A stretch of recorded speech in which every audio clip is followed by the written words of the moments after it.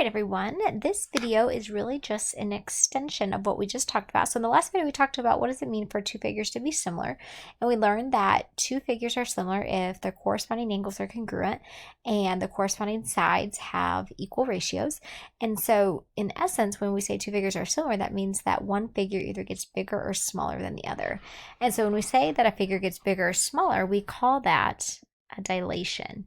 And a dilation is a proportional enlargement or reduction of a figure. And so what determines whether a figure gets bigger or smaller is based on the scale factor. And the scale factor is multiplied by each of the sides of a figure to produce the new one. And our scale factor is going to be represented with the variable k. And so when we use a scale factor, there are three things that can happen. The first is that our image could get bigger than what the original was. So in that case, our scale factor has to be greater than 1, and we're going to call that an enlargement. If our figure remained the same as the original, then that means that the scale factor was just 1. And in essence, if we're going to multiply all the sides by 1, then the figure's not going to change any. So my new figure is going to be congruent to the original. And then lastly, if my figure gets smaller than the original, then that means my scale factor is less than 1. And we want to be careful here when we say less than 1. What we really mean is that the scale factor has to be between 0 and 1 because we don't really have negative scale factors. And so when we say the scale factor has to be between 0 and 1, we're basically now excluding any negative scale factors. And so if the figure gets smaller, that is called a reduction. And so a figure and its dilated image, they're always going to be similar to each other, which means they're always going to have corresponding angles being congruent, and the ratio of the sides will be the same as well. And so if the figure gets bigger or smaller, then we have to understand that that does not maintain congruency.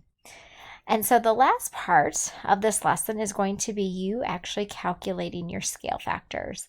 And when it comes to scale factors, you might hear us use terminology such as the new figure compared to the original figure, or you might hear us say the image, which is the new figure, compared to the pre-image, which is the original. And so if you want to calculate the scale factor, you can just pick a pair of corresponding side lengths and divide the new side lengths by the original. Or I kind of like to think logically about it. I try not to have too many rules I have to remember, so I just try to think logically. And so when I have an original figure and I multiply it by some scale factor, which we'll call k, that's going to produce my new side length. So I just kind of use this little equation here to help me calculate all my scale factors. So if we look at example 1, it says trapezoid PTRS is a dilation of trapezoid ABCD. So when we say it's a dilation of trapezoid ABCD, we're meaning that trapezoid ABCD is the original or the pre-image, and trapezoid PTRS is the new or just the image.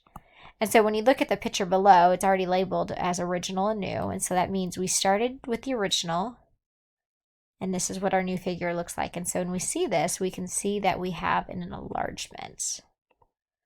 So that means my scale factor has to be bigger than 1. So what I need to do is I need to pick two corresponding sides. So I'm going to pick 4 and 10. And so since 4 is my original, if I do 4 times some number, my new side length results in it being a length of 10. So if I think about how would I solve this equation, if I have 4 times k, I'm going to divide both sides by 4. And I get k equals 10 divided by 4, which I can simplify that fraction to 5 halves. Or if I don't like thinking of it in terms of fraction, I can also convert that to a decimal. And so my scale factor to go from the original to the new is that I multiplied every single side by 2.5 or 5 halves. For this last example, I believe you have a typo on your end with one of the questions. So one of the questions, or the way the question should be worded is, what's the scale factor from ABDC to EFGH? I think right here yours is flip-flopped.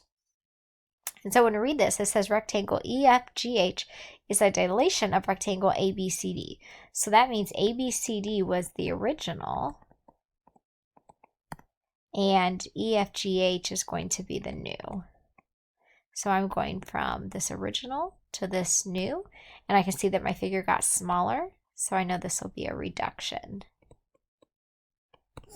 And so I need to pick a pair of corresponding sides, and so I'm going to pick, I only have the 30 centimeters, and that's going to correspond to the 6. So that means I took my original side length, I multiplied it times some scale factor, and I got out a 6. And so some of you might be thinking at your seats right now that to go from 30 to 6, you divided by 5. And you're not wrong in thinking that. But the issue is when it comes to naming our scale factors are always written in terms of multiplication. So it wouldn't be okay to say that your scale factor is 5, because when you say your scale factor is 5, that means you're multiplying by 5. But if you are saying dividing by 5, you have to figure out, well, how can I rewrite dividing by 5 in terms of multiplication? Well, that's where solving for k can help you with this. I would have to, in order to solve for k, I'd have to divide both sides by 30. And that gives me k equals 6 divided by 30, which means I can simplify this to 1/5. So when we want to say that we're dividing by 5, my pen wasn't writing. So if we say that we're dividing by 5, let's see if it'll write now.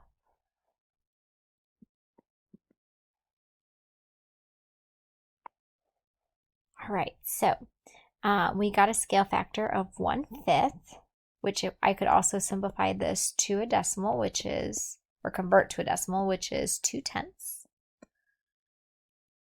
And so as I was saying just a bit ago, if you are saying that you would divide by 5, you're not wrong in thinking that, but when I divide by 5, that is the same thing as multiplying by 1/5. So anytime we want to say we're dividing by some number and we want to get rid of the division, we have to understand that we would say that we're multiplying by the reciprocal of that number. So another example of that could be like if I say, when I look at a figure that, oh, I'm dividing by a half, that would mean I'm technically multiplying by 2. Okay, I don't see an example like this coming up very often. I think most of the time you guys are going to see like, oh, I'm dividing by 3. So I have to understand dividing by 3 means I'm multiplying times 1/3. So then the rest of this says, how can you use the scale factor to find the area and perimeter? Well, I know to go from the original to the new, I'm multiplying times 1/5, which means if I want to go backwards, I'm multiplying, I have to multiply everything by 5. So I have all the side lengths I need for EFGH, but I need basically the length, or I need to know the length of CD or AB, and so I would need to multiply that by, I would need to multiply that 16 times 5 to get a length of 80 centimeters. So then if I want to calculate the perimeter,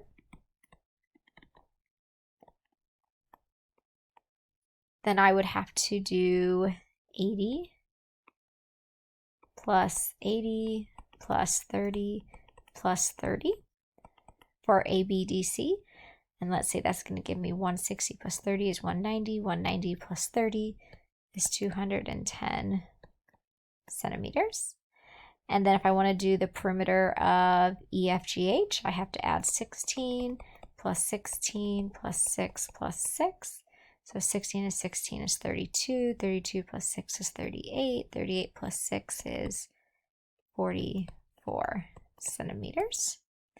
And then if I want to find the area, remember area is length times width. So if I do 80 times 30, I get that the original has an area of 2,400 centimeters squared. And then for the smaller one, 16 times 6. I'm going to do this off to the side. It's late at night. I'm not really great at mental math so late in the night. So that would be 96 centimeters squared. So remember how